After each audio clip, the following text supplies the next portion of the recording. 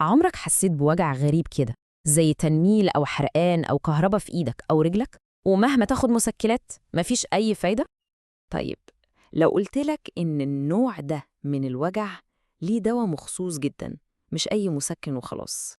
النهاردة بقى هنتكلم عن الدوا ده، الجابابنتين. أكيد كتير سمعوا عنه، بس للأسف في ناس كتير قوي بتستخدمه غلط.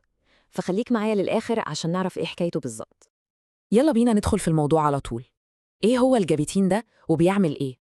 بص يا سيدي، الجابتين اللي المادة الفعالة بتاعته اسمها جابابنتين، ده مش مسكن عادي. يعني مش زي المسكنات اللي بناخدها للصداع ووجع العضلات، لا خالص. ده قصة تانية. ده دواء متخصص وشغله كله على الأعصاب، وفي حالات معينة جدا. طيب بيشتغل ازاي؟ خليني ابسطها لك. تخيل ان الاعصاب بتاعتك عامله زي اسلاك كهرباء، وساعات بيحصل فيها ماس، فتبعت اشارات غلط للمخ تحسسك بتنميل وحرقان وكهرباء. الجباتين بقى بيجي هنا ويعمل زي عازل او منظم، بيحدي الاشارات العصبيه الزياده دي.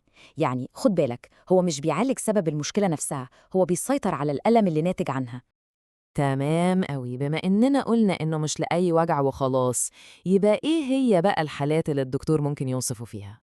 الدكاترة بتوصفه لحالات معينة جدا، زي التهاب الأعصاب الطرفية وده مشهور قوي، وكمان وجع الأعصاب اللي بيجي لمرضى السكر، حالات عرق النسا طبعا، وكمان الوجع اللي بيفضل بعد الإصابة بالحزام الناري.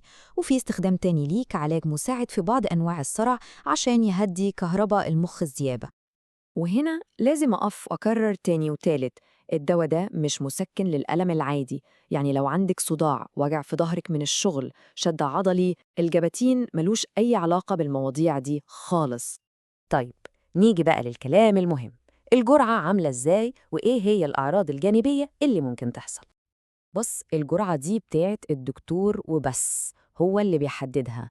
غالباً بيبدأ بجرعة صغيرة، مثلا 100 ملغرام، وبعدين يزودها بالتدريج واحدة واحدة.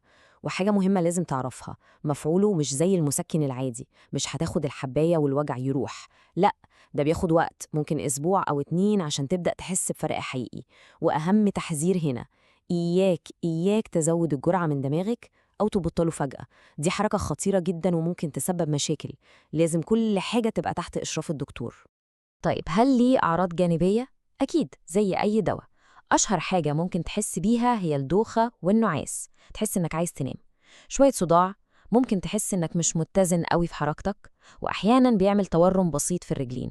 بس الخبر الكويس إن معظم الأعراض دي بتروح أو بتقل قوي لما الجسم يتعود على الدواء.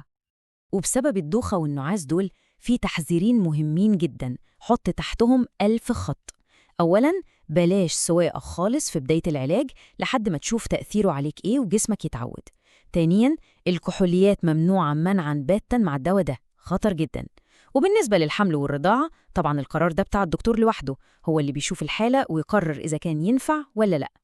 ودلوقتي نيجي لأهم وأخطر جزء في الحلقة كلها، ركز معايا كويس جدا في اللي هقوله ده. هقولها تاني وتالت ورابع، الجابتين مش مسكن عادي، مش حباية بتاخدها لما تصدع، ده عالم تاني خالص. وهنا بقى الكارثة، الاستخدام الغلط للدواء ده. يعني لو حد خده من نفسه أو بجرعة عالية، ممكن جدا يسبب اعتماد نفسي، أو اللي الناس بتسميه إدمان. طب ليه؟ لأن في ناس بتسيء استخدامه عشان يحسوا بإحساس استرخاء أو نشوة، والإحساس ده للأسف هو اللي بيجر رجليهم لسكة الاعتماد وإساءة الاستخدام. عشان كده القاعدة اللي ما فيهاش فصال هي، الجاباتين لا يصرف ولا يؤخذ إلا بروشتة من دكتور متخصص ومتابعة معاه. طيب، نلخص بقى كل الكلام ده في نصيحة صيدلانية على السريع. الخلاصة بسيطة قوي، الجاباتين سلاح ذو حدين. في الإيد الصح، يعني تحت إشراف دكتور ولعلاج آلام الأعصاب، بيبقى دواء عبقري وممتاز. وفي الإيد الغلط، يعني لو اتاخد من دماغك ومن غير سبب طبي، بيتحول لمشكلة كبيرة وخطيرة جدا. لو حد من اللي بيسمعنا عنده تجربة مع آلام الأعصاب أو عنده أي استفسار بخصوص الجباتين، ياريت يشاركنا في التعليقات. ولو حسيت إن الشرح ده ممكن يفيد حد تعرفه، اعمل شير، وما تنساش اللايك والاشتراك عشان تشوف كل جديد. أشوفكم في شرح تاني.